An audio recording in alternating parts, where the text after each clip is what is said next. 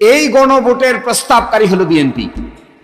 প্রস্তাবকারী দল এখন বলছেন গণভোটের আদেশ মানতে তারা বাধ্য নন। জুলাই জাতীয় সনদ 2 দিন ব্র্যাকেট সংবিধান সংস্কার বাস্তবায়ন আদেশ 2025। আর দ্বিতীয়বার প্রশ্ন করলেন যে এই অর্ডিন্যান্সটা তো আপনার উত্থাপন, এটা অর্ডিন্যান্স নয়, সেজন্য সংসদে উত্থাপিত হয়নি। এটা 133টার অন্তর্ভুক্ত নয়, এটা অধ্যাদেশই নয়, সেজন্য এটা সংসদে উত্থাপিত হয়নি। 133টা অধ্যাদেশ ছিল, এটা তার বাইরে একটি আদেশ। ওই যে জঙ্গি এমপি যাচ্ছে, আল্লাহ নবীর সুন্নত এবং এই পোশাক কোনোদিন জঙ্গির অ্যাসেম্বল হতে পারে না জানার সময়। এই সংসদের মান ক্ষুণ্ণ হয়েছে আমি মনে করছি।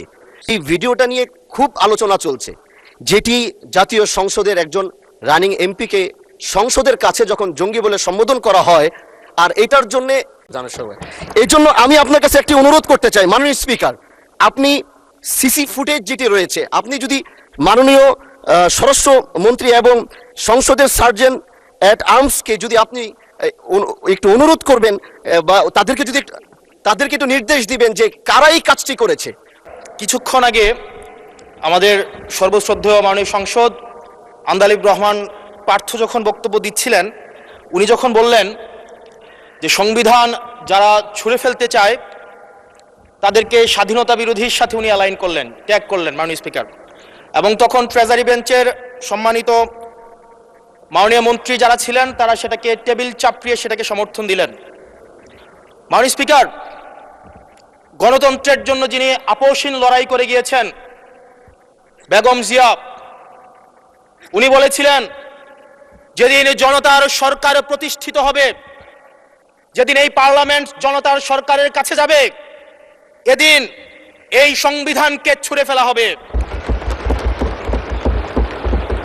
ট্রেজারি বেঞ্চের যে মন্ত্রীরা ছিলেন তারা দীর্ঘদিন, তাদের সারা জীবন তারা বেগম জিয়ার সাথে রাজনীতি করেছেন। এই সংবিধান ছুঁড়ে ফেলার সাথে স্বাধীনতা যুদ্ধাপরাধীর অ্যালাইন করার যেটার হাততালি তারা দিয়েছেন, সেটির মধ্য দিয়ে বেগম জিয়াকে তারা মূলত অপমান করেছেন কিনা তারা সেটা ভেবে দেখবেন। তার মানে এই অভ্যুত্থানের পরে এই সংবিধানের কিছু অংশ ওনারা মেনেছেন, কিছু অংশ ওনারা মানেন নাই। ওনারা কেবল ওই অংশটাই মেনেছেন যে অংশটা ওনাদের পক্ষে গিয়েছে, যে অংশটা ওনাদের বিপক্ষে গিয়েছে এই অংশটা ওনারা মানেন নাই। মাননীয় স্পিকার, এই ধরনের প্রকৃতি সম্পন্ন যারা আছে বাংলাদেশের পার্লামেন্ট যারা দেখছেন তারা সিদ্ধান্ত নেবেন, যারা কখনো কখনো কনফর্মিস্ট, যারা কখনো কখনো রিফর্মিস্ট, তারা মূলত অপরচুনিস্ট। আমি সংবিধানের কিছু কিছু ধারা মানব, কিছু কিছু ধারা মানব না। আমি কখনো কখনো সাংবিধানিক, কখনো কখনো আমি অসাংবিধানিক। আপনি যখন বেগম জিয়াকে 6ই আগস্ট সর্বপ্রথম ছাত্র জনতা যখন সিদ্ধান্ত নিয়েছিল আর এক মুহূর্ত বেগম জিয়াকে কারাগারে থাকতে দিবে না, বেগম জিয়াকে রাষ্ট্রপতির আদেশের মধ্য দিয়ে বেগম জিয়াকে সেদিনই কারাগার থেকে যেই জুলুমের মধ্যে রাখা হয়েছিল সেটা থেকে ছাত্র জনতার রায়ের মধ্য দিয়ে সেখান থেকে বের করে আনা হয়েছিল। মাননীয় স্পিকার, এই গণভোটের প্রস্তাবকারী হলো বিএনপি। চলেন আমরা সবাই মিলে গণভোটের লাইনে যাই, মানুষকে জিজ্ঞাসা করি। কারণ রাজনৈতিক দলের কিছু লোক মিলে এখানে আমরা প্রস্তাব করতেছি, মানুষকে তো জিজ্ঞাসা করি নাই। তখন অন্যরা বললে আচ্ছা কথা তো ঠিক, মানুষকে তো জিজ্ঞাসা করা হয়নি, তো মানুষকে জিজ্ঞাসা করা কি হবে কিভাবে? গণভোট গণভোট গণভোট। যে এই কথা বললে নাই সে ভিতরে সকলেই একমত হয়ে গেল গণভোট গণভোট গণভোট। প্রস্তাবকারী লোক মানুষ, প্রস্তাবকারী দল এখন বলছেন গণভোটের আদেশ মানতে তারা বাধ্য নন। হায় রে কপাল! তখন এই প্রশ্ন আসছিল যে এই প্রস্তাবকারী দল যে গণভোট, তখন আসছিল একজনের প্রশ্ন করছে হাত তুলে, আমার মনে হয় যদ্দূর মনে পড়ে, মানুষটার নাম আমি বলতে চাচ্ছি না এখানে, তিনিও রাষ্ট্র সংস্কার আন্দোলনের ওয়ান অফ দি গুরুত্বপূর্ণ লোক ছিলেন, সরকারের মন্ত্রী হয়েছেন। তিনি বললেন সংবিধানে তো গণভোট নাই। তখন প্রস্তাবকারী সদস্য আনসার দিল গণভোট করা যাবে না, এই মর্মে সংবিধানে কিছু আছে? সকলে কইল নাই নাই নাই নাই নাই। উনি খুশি হয়ে গেলেন। আমার এখন মনে হচ্ছে এই জন্য খুশি হন নাই যে জনগণকে জিজ্ঞাসা করবেন, এই জন্য খুশি হয়েছিলেন যে তার কথাটা সকলে মিলে গ্রহণ করেছে। তাই এখনো তাই দেখতে পাচ্ছি। দেখবে কথার বাইরে গেলেই খেপে যায়। তো তখন ব্যাখ্যা দিয়েছে, ঠিক আছে গণভোট সংবিধানে নাই, গণভোট করা যাবে না এই মর্মে কি সংবিধানে কিছু আছে? সকলেই কইল নাই। বলে তাইলে চলেন আমরা এই রাস্তা হাঁটি, সবাই মিলে হাঁটি। এখন কিভাবে হবে? একটা আদেশ জারি করতে হবে। এই সেই আদেশ। এখন বলে ওই আদেশ বলে রাষ্ট্রপতি রাজহাঁসের ডিম পারছে। পরশুদিন শুনে নেই আপনারা সংসদে যে রাষ্ট্রপতিকে একটা অশ্বডিম্ব পারানো হয়েছে। রাষ্ট্রপতিকে উনি জিজ্ঞাসা করেছেন যে অশ্বডিম্ব কিভাবে পারলো? উনি বলছেন অশ্বডিম্ব পারে নাই, পারানো হয়েছে। এই যে অশ্বডিম্বটা পারানো হয়েছে, এই অশ্বডিম্ব বাচ্চায় রূপান্তরিত হয়েছে, তা দিছে, গণভোট হয়েছে, বাচ্চারা কিলবিল করতেছে। এখন ডিম্ব অস্বীকার করলে কি আর বাচ্চা অস্বীকার করা যাবে? ডিম না হয় আপনি অস্বীকার করলেন, বাচ্চা গণভোট তো হয়ে গেছে, বাচ্চা ফুটে গেছে না? গণভোট হয়ে যাওয়ার পরে 70 ভাগ লোক এটার পক্ষে রায় দিয়ে দিছে। এর মানে কি? খালি বাচ্চা কিলবিল কিলবিল কিলবিল কিলবিল করতেছে। এটা এই জন্যই তো এনসিপির লোকেরা সবাই মিলে চাইছিল এইরকম রাজহাঁস যেন বাংলাদেশে না থাকে। কিন্তু রাজহাঁসও থেকে গেছে, ডিম্বও পেরে গেছে, ডিম্বের ভিতর থেকে বাচ্চাও জন্ম নিছে। এখন আমরা ডিম্ব অস্বীকার করলে লাভ কি? সব 70 ভাগ মানুষ মানে প্রায় 5 কোটি বাচ্চার জন্ম দিছে। এখন থেকে সরা যাচ্ছে না। কি আশ্চর্যজনক বিষয় দেখেন, আমি এভাবে দেখি না। স্কিম 133টা অর্ডিন্যান্সের রিপোর্ট পাবলিশ হয়েছে গতকালকে রাতে। এই অর্ডিন্যান্সের ভিতরে মেজর অর্ডিন্যান্সকে এখানে দেখেন বাদ করে দেওয়ার প্রস্তাব করছে। 1 নম্বর বাদ করে দেওয়ার প্রস্তাব করছে কি জানেন? গুম প্রতিরোধ ও প্রতিকার অধ্যাদেশ বাতিল।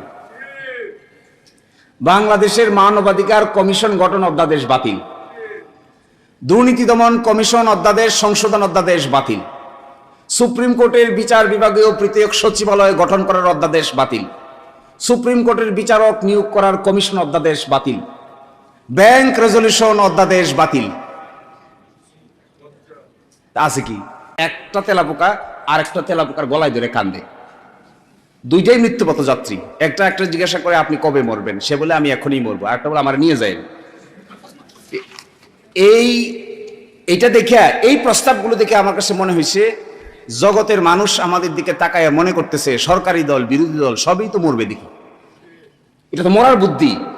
আচ্ছা বলেন, গুম প্রতিরোধ প্রতিকার অধ্যাদেশ বাতিল করার কি কারণ থাকতে পারে? একমাত্র ডিজিএফআই শাটারিং ছাড়া আমি তো আর কিছু দেখি না। ডিজিএফআই আপত্তি ছাড়া, এসবিএনএস-এর আপত্তি ছাড়া এই আইনাগর তৈরি করার মূল কারিগর ডিজিএফআই। এই ডিজিএফআই আপত্তি ছাড়া শহীদুল আলম ভাইকে নিয়ে দৈরা মাইরা পিটাইয়া কেন এই কথা বললো, কেন ওই কথা বললো না, কেন পক্ষে বিপক্ষে এই কথা বললো, অমুকের মতামত দিল, এই জন্য শহীদুল আলম ভাই কই ছিল আমরা সবাই জানি। তো তাদের আপত্তি ছাড়া গুম এবং খুন পাশ করার আপত্তি কি ভদ্রলোকের থাকতে পারে? তো গুম চাই আমরা? আমার তো মনে হয় না আপনারা কেউ গুমের পক্ষে। তো এটা কেন বাদ দিতে হবে? মানবাধিকার কমিশন অধ্যাদেশ কেন বাদ দিতে হবে? মানবাধিকার কমিশনের যিনি চেয়ারম্যান বলা হয়েছে তাকে যে অ্যাপয়েন্টমেন্ট দেওয়া হবে এটা হবে একটা সার্চ কমিটির মাধ্যমে। প্রাইম মিনিস্টার চাইলেই নিয়োগ দিতে পারবে না, চাইলে বাদও দিতে পারবে না। বাদ দিতে গেলে একটা সুপ্রিম জুডিশিয়াল কাউন্সিলের সিস্টেম করে বাদ দিতে হবে। আবার মানবাধিকার কমিশনের পাওয়ার দেওয়া হচ্ছে, তারা সো মোটো তদন্ত করতে পারবে। ইভেন কোন আইন শৃঙ্খলা বাহিনীর লোকেরা যদি জড়িত থাকে তাকে অ্যারেস্ট করতে পারবে। এই অধ্যাদেশটা বাদ করার কি কারণ থাকতে পারে? তার মানে কি তদন্ত কেউ করবে না?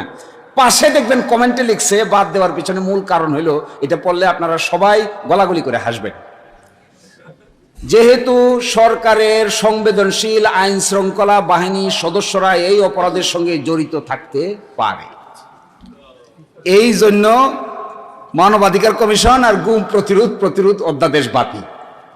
তো গুম তো করবে কে? গুম তো আইন শৃঙ্খলা বাহিনী লোকেরাই করে নাকি? গুম যদি আইন শৃঙ্খলার বাহিনী লোকেরা করে তার তদন্ত হইতে হবে না? আরেকটা ইন্টারেস্টিং, মানবাধিকার অধ্যাদেশের পিছনে কমেন্টে লিখছে যেহেতু এটা সরকারের কোন মন্ত্রণালয়ের অধীন নয়। আচ্ছা, মানবাধিকার কমিশন কি সরকারের মন্ত্রণালয়ের অধীন থাকার কথা? ও আশ্চর্য ব্যাপার, তো স্বাধীন, তো তদন্ত করবে স্বাধীনভাবে, নয় এজন্য বাতিল। দেখেন সুপ্রিম জুডিশিয়াল পৃথক বিচার বিভাগীয় সচিবালয়ের পাশে কমেন্ট লিখছে কি? পৃথক বিচার বিভাগীয় সচিবালয়ের পাশে কমেন্ট লিখছে যে সরকার ইচ্ছা পোষণ করলে এটা কার্যকর হবে। আচ্ছা, সরকার ইচ্ছা পোষণ করলে নিম্ন আদালতের ম্যাজিস্ট্রেটকে বদলি করা যাবে, সরকার ইচ্ছা পোষণ করলে পদোন্নতি দেওয়া যাবে, সরকার ইচ্ছা পোষণ করলে শৃঙ্খলাবিধি অ্যাপ্লাই করা যাবে, সরকার ইচ্ছা পোষণ করলে, সরকার ইচ্ছা পোষণ না করলে কি করবে? ইচ্ছা পোষণ না করলে রাত 2টার সময় আদালত বসে শহীদুল আলম ভাইকে অযথা রিমান্ডে নিয়ে পিটাইবে।